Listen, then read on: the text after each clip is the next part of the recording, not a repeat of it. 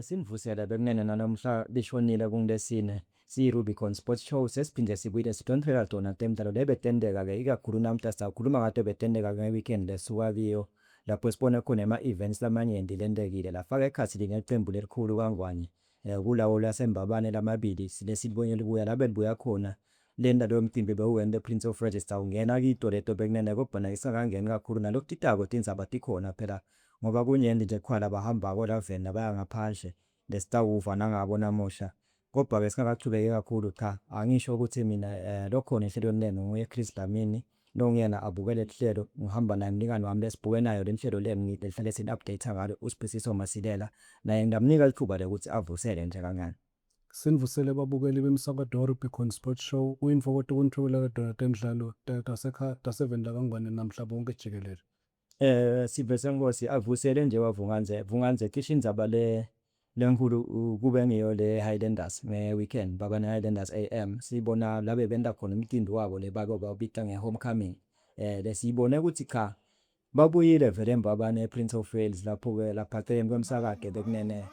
kwaba ngumsebenzi lomatima lomkhulu kwafriza idolobha nabangena lokwabonakala kukuhle kakhulu labanye bakujabulela ukuthi cha noma ngayifephi le Highlander kodwa lokwentiwa nge-Highlander kubonakele kukuhle kakhulu indlela beku-organize ngayo kusukela basahamba lamgwaqweni baqhamuka eSouth Africa bangena eborder eNgwenya bahlangabetona nabo laba bahlangabetile kwaba kuhle kakhulu benene sabona iconvoy yabo ibalandzela kusuka eborder lenhle beyinayo bobona ukuthi cha bonke kuhleliwe bekungasiwo nje ukuthi iconvoy lehamba sinoma kanjani bonke bekuhleliwe basema sebangena eMbabane nebafana bemvube babambisana nabo kakhulu abantu be-Highlander umsebenzi wangadisturb i-traffic kangakanani konke kwahamba kahle kude nangoti lesayibona nje emgwaqweni noma kwabonakala ukuthi cha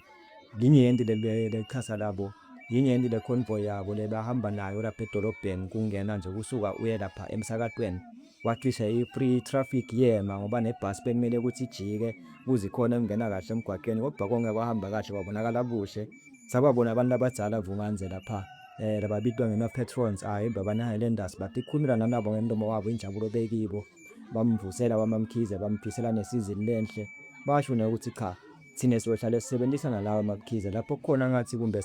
sibonakala ngathi asivumelani khona sawuhlala phasi nawe sigcine sivumelene nokuyinfo lenhle lokwema supporters bayijabulela ngabakhuluma embi kwawo labadzala ukuthi cha nathi siyambambisana nani njengoba nimthanda nani Mamkhize wena lesinilethele yena Vunganze nawubuka indlela kwendeka ngayo ngomgcibelo lokwaba bukhulu kakhulu uMbabane Highlanders akuzange kuba ngetinkomo letimbili bekahlabile Mamkhize ethi bahle kodwa labanye ndibaya lapha ngenjabulo ukuthi babona lijeze limnyama naleli mhlophe Vunganze lesingakaliboni la season tholafikile Mamkhize ngicabanga ukuthi khwalo ngakusho ngaloko nalelo gonje Vunganze.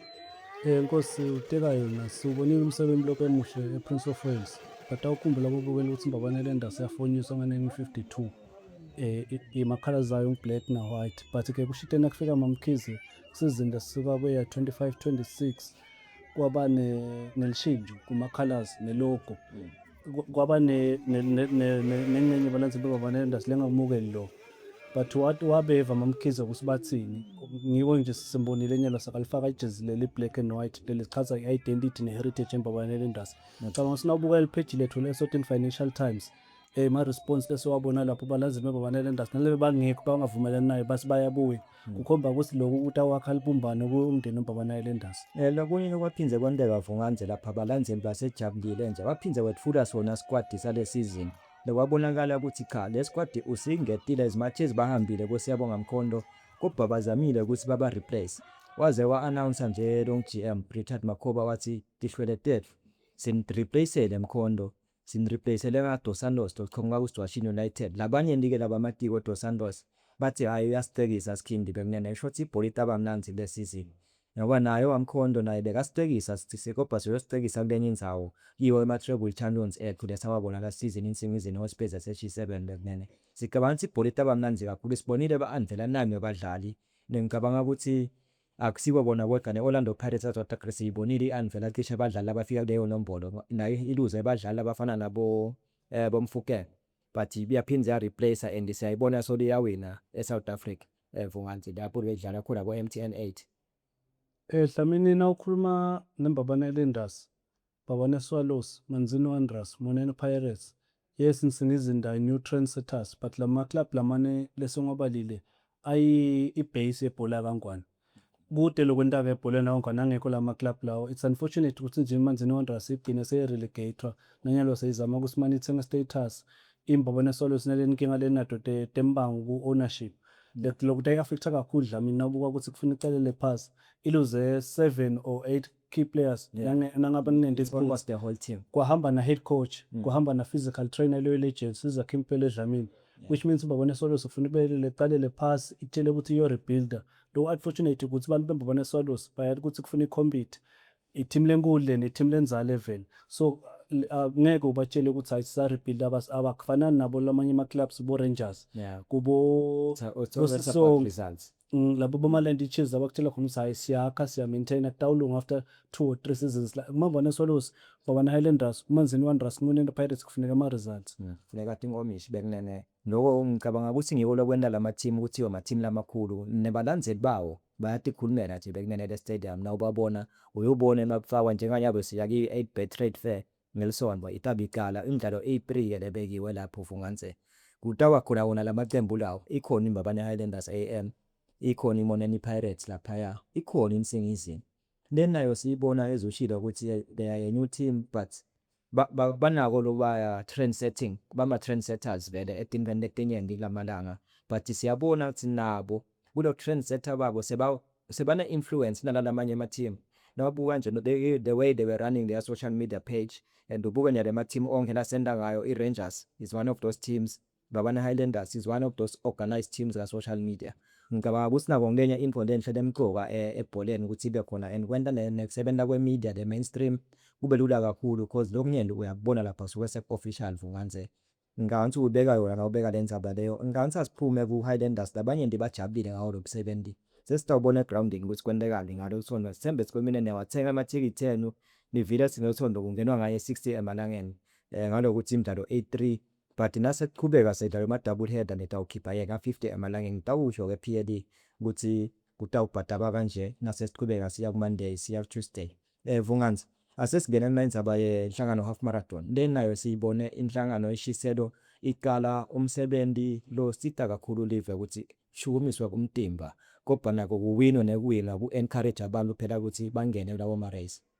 Nkosi nibe nenhlanhla ngayo kuyo cover nomsebenzi sibone ama athletes Dlamini laqisha adlula inkulungwane loku over 1000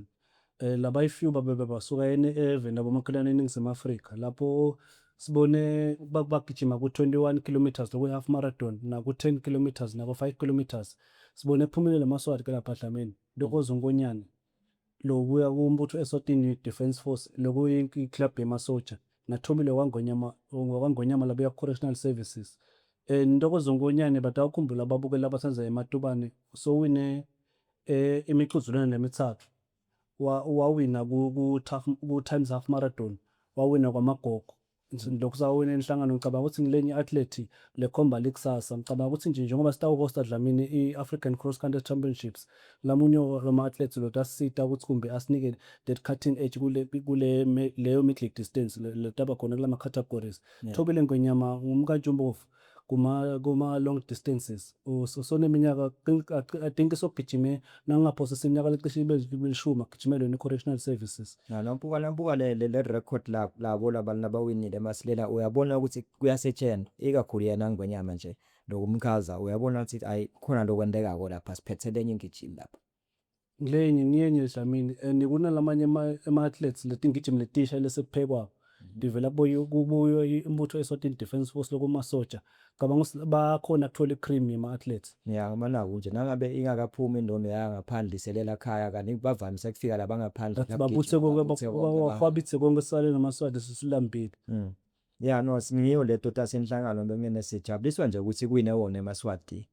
cause lesikhathi lesinyende iyeda nje nembubo marathon siyethemba ukuthi emaswati nawaphakamisa kangaka sisuka kibo bo times nakhona sawabale emaswati ukuthi kuwine wona siyathemba ukuthi nembubo marathon mayifika nyalo ngaOctober emaswati ayosenda proud nengonyama yokujabulela kubona iswati liphakamisa kulona mnyaka lo lembubo marathon Vunganze uteka yona Nkosi Ingonyama iyaye igcizelele ekuthenini asiphakame temidlalo, sebenzise temidlalo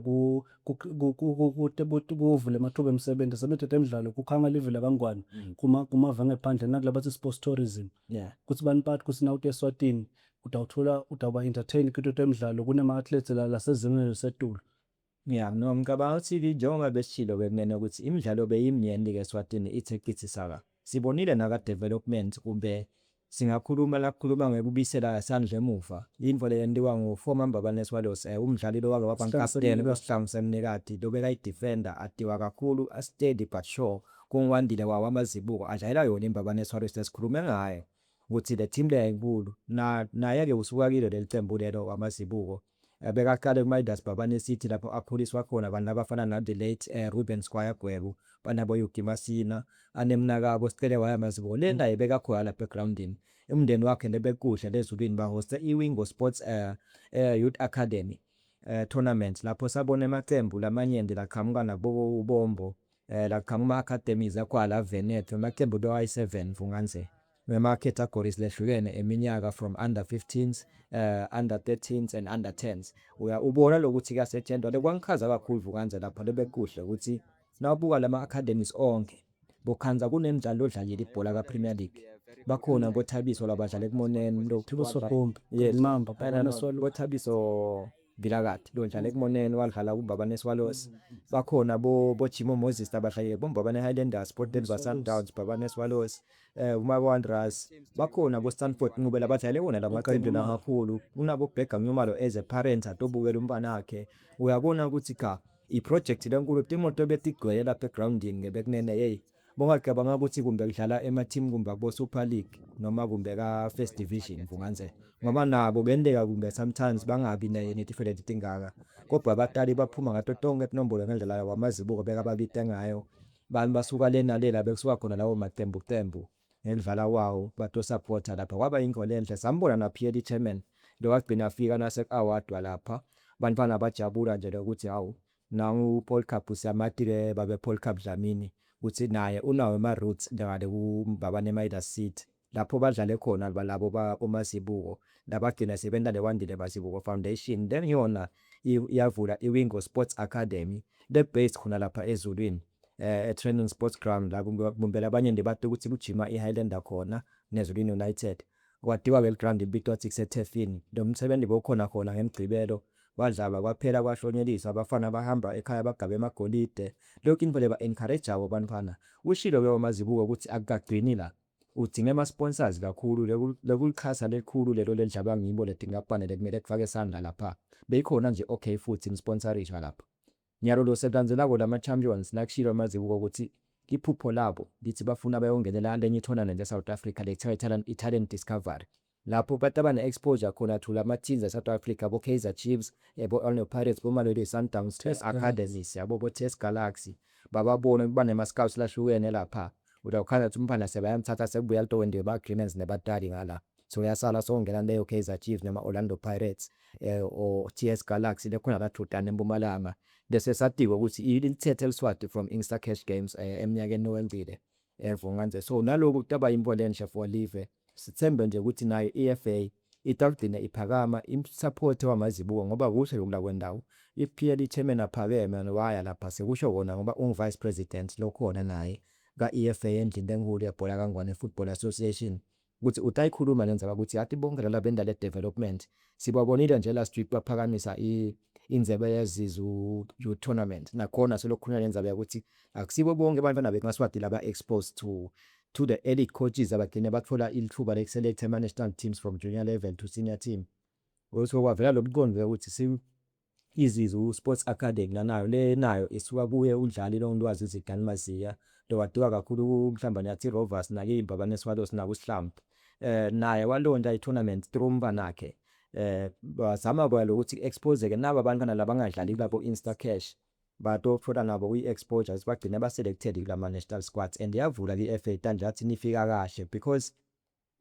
my under 20 nje asekhembini alungisela kuya kubo Khosafa balungisela bo AFCON so ema-tournaments ema-development akhona wathi sitanifaka nanani if coach banibona inhlanhla yahambe yodlala e-technical center kalobamba nakhembe khona le squad So the coaches had all the time to watch the games and see if they can select anybody else to boost their squad, their already selected squads. Bahambe nabo bafana sililive ligcine silimeleleke kahle lela liyodlala khona. Vunganze ngicabanga ukuthi kumbe khwala ongafuna kusho ngabo Anokha ngoba khwala baphumako nje labantu abaphuma vele kulamalanga. Dlamini uteka indzaba ye-Anokha tatsi impelasondvo lesiya kuye i-Anokha Zone 6 lokuyinhlangano yemave ladlalisa yona ema-Olympics nema-Commonwealth Games la ka-SADC. Ibe nemhlangano eveni la kaNgwane Dlamini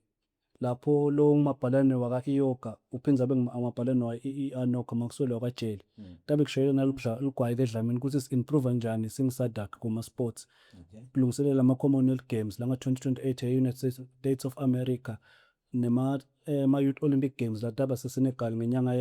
yeNyoni nga-September nema-Region 5 Games lataba e-Mozambique inyanga yeNgongoni nga-December. Lapho Dlamini kuningi tabe kubuketwa tindzaba tabo-corporate governance ukuthi ama-sports siwaphatha njani. Tindzaba tekushayela nalugwayi exchange of program. Uyakhumbula ukuthi saba nema-Youth Games lapho besine-Seychelles sine-Lesotho shayela nalugwayi under 20 level ku-development besiceda kukhuluma ngayo nje kuyibhola through iWingo Academy. Ngicabanga ukuthi lo mhlangano ngitawuphindze usite level kaNgwane Bhosi tourism ngoba nje ngose kubheke ukuthi tivakashi leticishe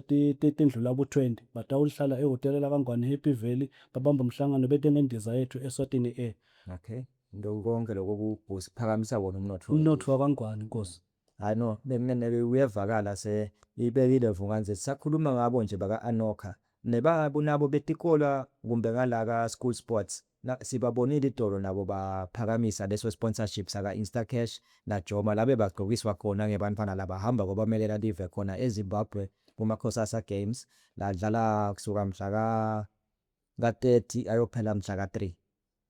Lokusho ukuthi batawuhamba ngayo le mpelasondvo le. Sithembe uyaqala mhla ka-1 bekene but batawuhamba bona mhla ka-28 Sithembe mhla ka-30 kutabe bangena eZimbabwe baqale idlala mhla ka-1 which is athletics and soccer under 17 and under 14s bayahamba. Instacash ke banajo babe sebathi cha asingagcini nje ngekuthi sinisponsorishe masendlela le yekhi tournament under school sports yebhola noma yabo netball but